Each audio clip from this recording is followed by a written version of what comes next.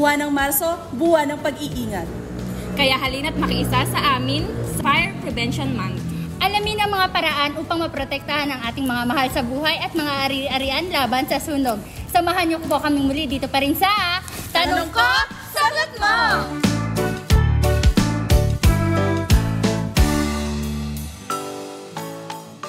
Ano po itong mga hakbang natin, sir, para maiwasan ang sanhi ng mga sunog po, sir?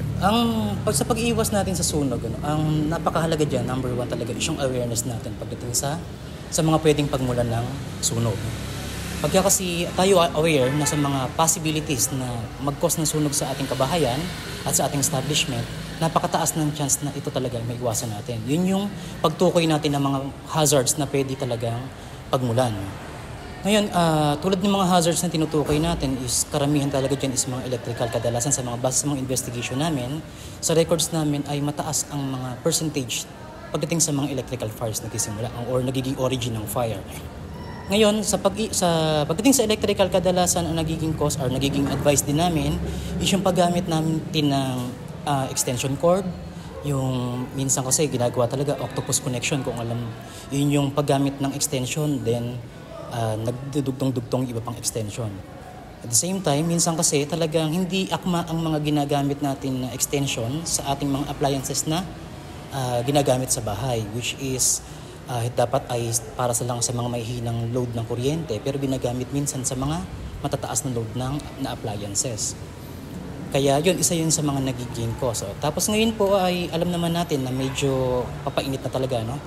Alam natin na kapag medyo mainit ang panahon, medyo tumataas ang mga load natin or mga demand pagdating sa kuryente. Kaya hindi natin maiwasan na sa mga susunod na panahon magkakaroon tayo ng mga rotating brownouts. Minsan sa gabi napipilitan na gumamit, especially sa mga households natin, gumagamit ng mga kandila bilang pang-ilaw nila sa bahay. Kaya lang minsan ito ay nagiging cause dahil din sa medyo kapabayaan din sa paggamit. No? Kaya kami sa Bureau of Fire Protection ay ina-advise namin na kung tayo ay kakailanganin gumamit ng kandila, dapat na ito ay ilagay sa isang palanggan na may laman ng tubig.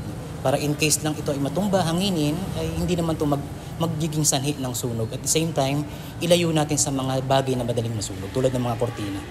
Ano naman po itong mga batas o ordinansa na ipinapatupad para maiwasan ang sanhi ng sunog, sir? Ang Bureau of Fire Protection po ay nagpapatupad ng batas na ito po yung ating Fire Code of the Philippines and its implementing rules and regulations o ang Republic Act 9514. So dito po nakapaloob lahat ng mga requirements ng isang establishment, business, or maging yung residential, any buildings na ito na nakatayo or bago itayo, may mga requirements po dito na dapat tayong sinusunod. Kaya po dito nakapaloob din kung ano yung mga requirements, depende po sa kung paanong ginagamit yung isang building. For example po, sa mga lugar na medyo matataong lugar, isang building na maraming tao, na occupant or mga gumagamit, mas mataas po dito yung mga nagiging requirements natin pagdating sa fire safety. Especially po pagdating sa bilang po ng fire exit, yung mga secondary exits natin, yan po, nakapaloob po dyan lahat sa Fire Code of the Philippines. At sino po itong mga ahensya ng pamahalaan na may gagampanin po nito, sir? Ang Bureau of Fire Protection po ang nagpapatupad ng RA 9514 or Fire Code of the Philippines and its implementing rules and regulations. Ano-ano naman po ang kaparusahan, sir, pag nilabag po natin ang mga batas o ordinansang ito po, sir? Ang kaparusahan po kapag meron tayong mga violations o mga nalalabag pagdating po sa Fire Code, ay pwede po tayong magmulta na nagkakahalaga hanggang 50,000 po. Depende po yan sa kung ano ang violations nila o paglabag.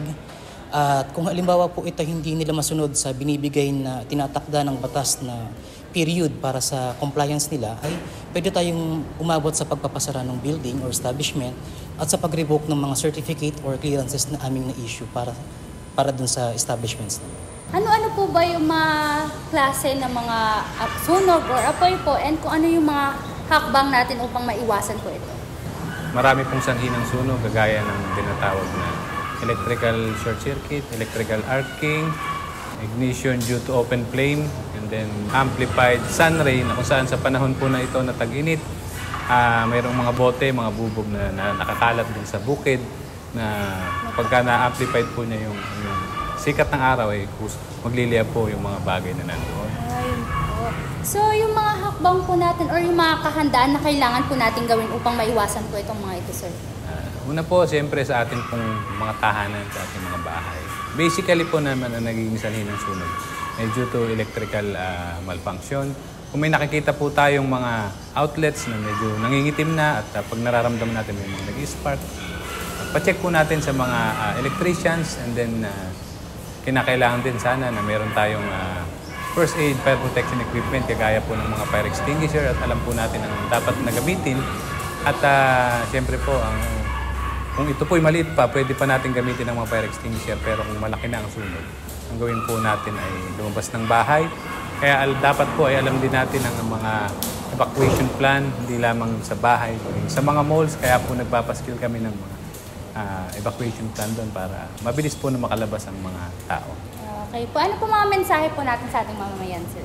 Ngayon po, ito po ay Fire Prevention Month, kung saan ito po ang panahon na pinakamainit na buwan ng taon. Kaya dito rin po sa panahon ito, tumataas po ang ating cases ng sunog. Kaya po, ang lahat po ay pinapaalalahanan na maging parati tayong mag-ingat at huwag po nating iwanan ang mga niluluto sa ating mga bahay. Ilayo po natin ang mga kemikal na hindi dapat na naroon sa mga lugar na yun. At tayo po ay parating maging malinis sa ating mga tahanan. Ang Fire Prevention Month ay mahalaga dahil ito ay nagsisilbing paalala sa lahat ng tao tungkol sa mga hakbang at gabay para maiwasan ang mga sunog. Sa pamamagitan nito, nakatutok ang mga tao sa pagpapalawak ng kanilang kaalaman at pagiging alerto sa mga posibleng panganib ng sunog sa kanilang mga tahanan, komunidad at lugar ng trabaho. Dito pa rin yan sa Tanong Ko, Sagot Mo!